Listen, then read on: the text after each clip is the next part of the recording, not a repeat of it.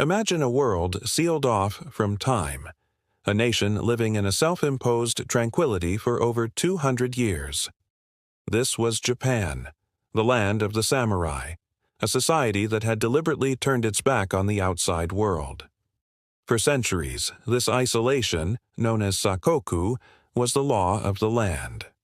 Life flowed like a quiet river, governed by ancient traditions and the strict rule of the Tokugawa shogunate. But on July 8, 1853, the calm was shattered. The river was about to become a raging torrent. From the shores of Edo Bay, near the small fishing village of Uraga, local fishermen stared in disbelief and terror. 4 colossal ships, unlike anything they had ever seen, were gliding through their waters. They weren't powered by sails or oars, but by some unseen, monstrous force. Thick, black smoke billowed from their stacks, staining the pristine blue sky. These weren't just ships. They were kurofun, the black ships, floating fortresses of iron and steam that seemed to have emerged from a nightmare. Panic spread like wildfire. Was this an invasion? Were these the demonic vessels of foreign barbarians spoken of in legends? For the people of Japan, this was the day the world, a world they had tried so hard to forget, came knocking at their door with an iron fist. On board the flagship, the USS Susquehanna, was Commodore Matthew C. Perry of the United States Navy. He wasn't a barbarian, but a determined diplomat with a clear, non-negotiable mission from President Millard Fillmore. America, a young and ambitious nation, was expanding its reach across the Pacific.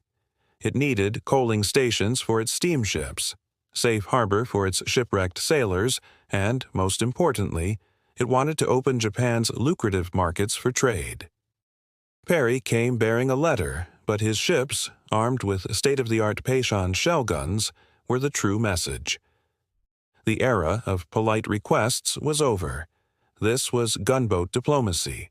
Japanese officials, in their traditional attire, rowed out in small boats to intercept the foreign behemoths. Their orders were clear: repel all foreign vessels. They swarmed around the American ships, demanding they leave and go to Nagasaki, the only port designated for limited foreign contact. Perry refused. He was an envoy of the President of the United States, and he would deliver his letter directly to the highest authority, the Emperor himself, and he would do it here, at the gateway to the capital, Edo. He forbade the Japanese from boarding, demonstrating a firm resolve that was completely alien to the carefully choreographed rituals of Japanese diplomacy. The standoff began. The samurai, with their swords and spears, faced a new kind of power, industrial, mechanical, and overwhelming. For the Tokugawa shogunate, this was a crisis of unprecedented scale. Their authority rested on their ability to maintain peace and protect the nation. Now they were faced with a dilemma. To give in to the American demands would be a sign of weakness, an unforgivable humiliation that could inspire internal rebellion. But to resist could mean war, a war they knew they could not win. Their coastal defenses were medieval, their weapons no match for American cannons. The shogunate's officials were paralyzed by debate and indecision.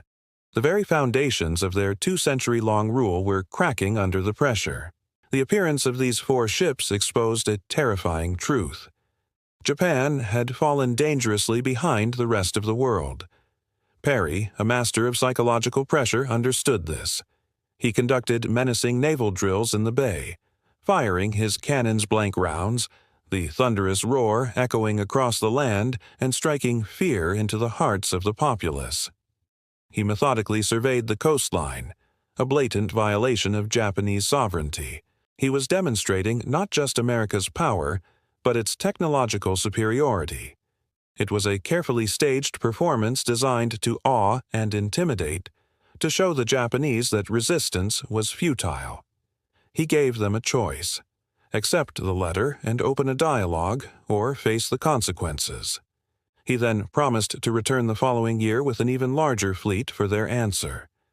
After several tense days, the shogunate relented. They agreed to accept the letter, not in Edo, but at a specially constructed reception hall on the nearby shore of Kurihama. On July 14th, Commodore Perry came ashore with a grand procession of 300 heavily armed sailors and Marines, marching to the thunderous tune of "Hail, Columbia." It was a spectacle of military might and national pride. He presented the letter, encased in a lavish rosewood box, to the shogun's representatives. The document called for peace, friendship, and the opening of trade. But the unspoken ultimatum hung heavy in the air. With the ceremony complete, Perry and his black ships departed, leaving behind a nation in shock and turmoil. The year that followed was one of the most tumultuous in Japanese history. The debate over how to respond raged across the country. The slogan, "Revere the Emperor, expel the barbarians," gained traction among hardline samurai who saw any concession as a betrayal of Japan's divine spirit. Others, the realists, argued that Japan must open up, learn from the West, and adopt its technology to one day stand as an equal. The shogunate was fractured, its authority collapsing. When Perry returned in February 1854, as promised, but with 8 black ships this time, the debate was settled. Japan had no choice. On March 31, 1854, the Convention of Kanagawa was signed. It was a deeply unequal treaty. It opened the ports of Shimoda and Hakodate to American ships, guaranteed the safety of shipwrecked sailors, and established an American consulate on Japanese soil. It was the crack in the wall of isolation that would soon bring the entire structure crashing down. Similar treaties with Britain, Russia, and the Netherlands followed. The era of Sakoku was officially over. The culture clash was immense. The Japanese were fascinated and bewildered by Western technology. From the telegraph to a miniature steam locomotive, Perry presented as a gift. It was like seeing the future arrive on their shores. The arrival of the black ships was more than just a diplomatic event. It was the catalyst that ignited a revolution. The humiliation of the unequal treaties and the shogunate's perceived weakness led to the downfall of the Tokugawa regime. Samurai loyal to the emperor rose up, and in 1868 they restored imperial rule in what became known as the Meiji Restoration. This new government embraced the very change it had once feared. Their new motto was "Rich Country, Strong Army." Japan embarked on a breathtakingly rapid path of industrialization and modernization. Feudalism was abolished, a modern army was created, and factories sprang up. In just a few decades, Japan transformed itself from an isolated, feudal society into a major industrial and military power, ready to compete on the world stage. The story of the Black Ships is a powerful reminder of how a single event can change the course of history. It's a dramatic tale of a clash between tradition and modernity, isolation and globalization. The smoke from Perry's ships has long since faded, but its impact continues to shape the world we live in today.